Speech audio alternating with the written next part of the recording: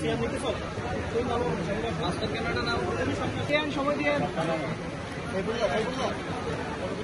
কিছুটা বলেছি ছাত্র শিবির আসলে এত কাজ, আমাদের এত গঠনমূলক কাজ, সেই কাজগুলো করতে গিয়ে আমরা যদি এই অহেতুক বিষয়গুলো, আমাদের মিথ্যা প্রপাগান্ডাগুলোর অহেতুক জবাব দিতে আমরা যাই, তাহলে আমাদের মূল কাজ হারিয়ে যাবে। এই জন্য তারা তাদের প্রপাগান্ডা, তাদের এই মিথ্যাচার আমাদেরকে নিয়ে নানান ট্যাগিং তারা করতে থাকুক, আর আমরা আমাদের শিক্ষার্থীদেরকে, এই সমাজের ছাত্রদেরকে গড়ার জন্য যে প্রজেক্ট, যে কর্মসূচি, সেটা নিয়ে আমরা আমাদের কাজগুলো করে যাবো। দিন শেষে আমাদের এই কাজ, আমাদের আদর্শ, আমাদের এই চিন্তা, আমাদের সবকিছুর মধ্যে দিয়ে বাংলাদেশ তার সমৃদ্ধ জায়গায় পৌঁছাবে ইনশাআল্লাহ। আমি আমার সর্বশেষ পয়েন্টটা বলে শেষ করতে চাই। দেখো, আমরা পৃথিবীতে এসেছি এক নির্দিষ্ট সময়ের জন্য, আমাদেরকে আবার এই পৃথিবী ছেড়ে চলে যেতে হবে। এটা একটি ইউনিভার্সাল ট্রুথ। পৃথিবীতে যে যত বেশি বিত্তশালী হোক না কেন, যত বেশি ক্ষমতাশালী হোক না কেন, এখনো পর্যন্ত এই দাবি কেউ করতে পারেনি যে আমাকে মৃত্যুবরণ করতে হবে না।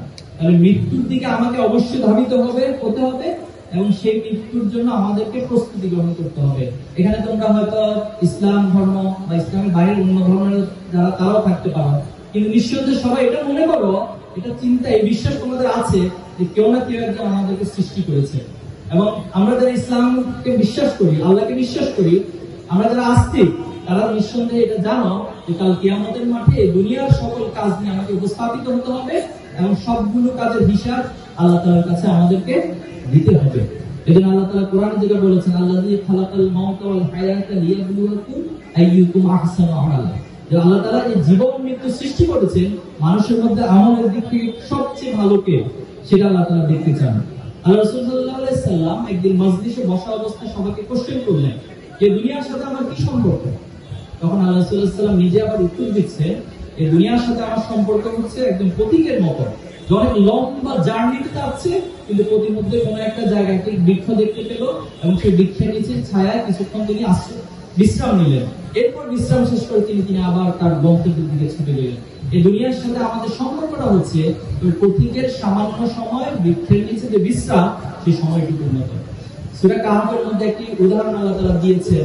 দুনিয়ার জীবনটা হচ্ছে হঠাৎ করে কোনো একটা জায়গায় বৃষ্টি হলো, বৃষ্টির পর সেখান থেকে হয়তো কোনো একটা তরুলতা বা কোনো একটা বীজ সেটা অঙ্কুরিত হলো, এবং সেটা একটা পর্যায়ে লতা পাতাতে পরিণত হলো, এরপর সেটা আবার শুকিয়ে গেল, হঠাৎ করে বাতাসে সেটাকে উড়িয়ে নিয়ে গেল। এই দুনিয়ার সাথে আমাদের সম্পর্কটা এমনই। আরেকটা হাদিসে এসেছে যে তুমি যখন কোনো সমুদ্রের মধ্যে নিজের আঙ্গুলকে ডুবিয়ে উত্তোলন করবা, তোমার আঙ্গুলের মাথায় যতটুকু পানি থাকে, আমাদের এই দুনিয়ার জীবনটা হচ্ছে পরকালীন আখিরাতের জীবনের তুলনায় ঠিক ততটুকু সামান্য পানি যতটুকু আঙ্গুলের মধ্যে উঠে। এই জন্য প্রিয় ভাই এবং বোনেরা, আমাদেরকে দুনিয়ার যে অসারতা, আল্লাহ তাআলা সূরা ইমরানের মধ্যে বলেছেন, যুয়্যিনা লিন-নাস কুল্লু শাহওয়াতি মিনান নিসা ওয়াল বানিন ওয়াল কানাতির ওয়াল মুকান্তারা মিনাল যাহাব, এভাবে অনেকগুলো বিষয় বলেছেন। এরপর আল্লাহ তাআলা বলেছেন মাতাউল হায়াতিদ দুনিয়া, দুনিয়ার এই যে বিষয়গুলো, যেগুলো সম্পদ, এগুলো তোমাদের আকর্ষণ করা হয়েছে, কিন্তু আল্লাহ তাআলার কাছে এগুলোর সবচেয়ে উত্তম বাসস্থান। আল্লাহ তাআলা বলেছেন, কুল আউনাবিয়ুকুম বিখায়রিন মিন যালিকুম লিল্লাযিনা তাকাউ ইনদা রাব্বিহিম জান্নাত, সেই জান্নাত হচ্ছে তাদের জন্য যারা আল্লাহ তাআলাকে ভয় করে। তোমাদের মধ্যে একজন প্রশ্ন করেছে, ভাই আমাদের মাঝে অনেকে হারাম রিলেশনে যুক্ত হয়ে যাচ্ছে। এখন দেখো, এই হারাম রিলেশনে যুক্ত হওয়ার যে অনৈতিক জায়গা, যে অনৈতিক মূল্যবোধ, এটা কখনো তোমার পিতা মাতা চায় না, তোমার রব চায় না, তোমার বড় ভাই বড় বোন চায় না। একটা হাদিস, আল্লাহ রাসূলুল্লাহ সাল্লাল্লাহু আলাইহি ওয়াসাল্লাম মাজলিসে একবার একজন হাত তুললেন যে আল্লাহ রাসূল, আমি অনৈতিক কাজে লিপ্ত হতে চাই।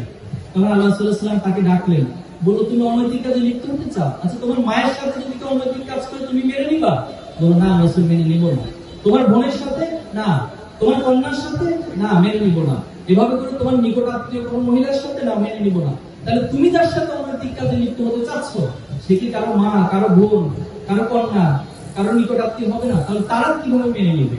এই জন্য তোমাদের বিবেকের জায়গা থেকে আমি তোমাদের কাছে বলতে চাই, আল্লাহকে ভয় করে এবং সামাজিক যে মূল্যবোধ রয়েছে, যে জিনিস তুমি তোমার ভাইয়ের জন্য পছন্দ করছো না, তোমার বোনের জন্য পছন্দ করছো না, সন্তান হিসেবে একজন মা বা বাবা তার সন্তানের জন্য যেটা পছন্দ করছে না, তাহলে সেটা তুমি কেন লিপ্ত হবা? সে কাজগুলো তুমি কেন সে অনৈতিকতার মধ্যে নিজেকে ডুবিয়ে ফেলবা?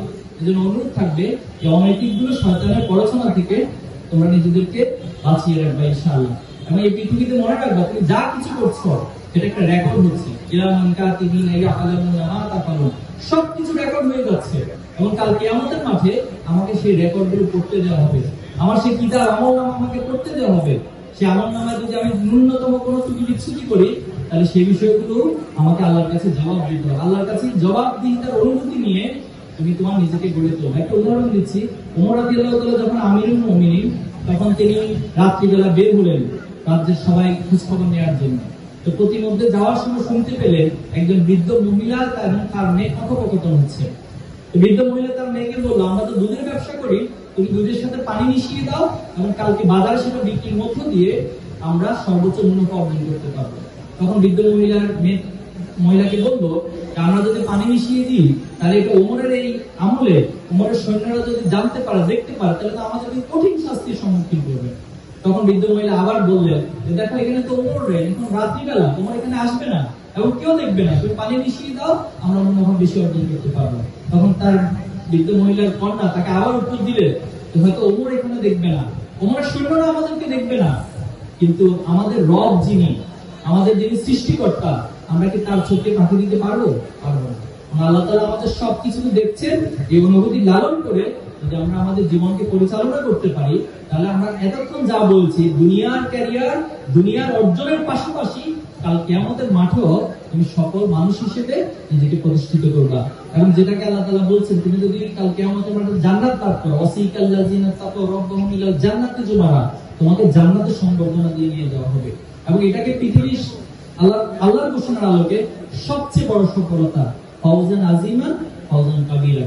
এজন্য আজকের আয়োজনে আমি তোমাদেরকে অনুরোধ করব, তোমরা দুনিয়াতে সেরা মানুষ হবা, দুনিয়াতে প্রত্যেকটা সেক্টরে তুমি এই প্লাস পাবা, এই প্লাস প্রাপ্ত মানুষ হিসেবে তুমি প্রতিষ্ঠিত করবা। আবার কাল কিয়ামতের মাঠেও তুমি আল্লাহর খাঁটি গোলাম হিসেবে, এই প্লাস প্রাপ্ত বান্দা হিসেবে আল্লাহর কাছে উপস্থাপন করবা। পারবে ইনশাআল্লাহ? আল্লাহ আমাদের সবাইকে তৌফিক দান করুন। আজকের আয়োজনের জন্য ইসলামী ছাত্র শিবির নরসিংদী জেলা শাখাকে আন্তরিকভাবে অভিনন্দন জানাচ্ছি এবং তোমাদের সকলের অংশগ্রহণের মধ্য দিয়ে এই আয়োজন সফল এবং সুন্দরভাবে সম্পন্ন করার জন্য তোমাদেরকে আন্তরিকভাবে ধন্যবাদ জানিয়ে আমার কথা শেষ করছি। আসসালামু আলাইকুম ওয়া রাহমাতুল্লাহি ওয়া বারাকাতুহু।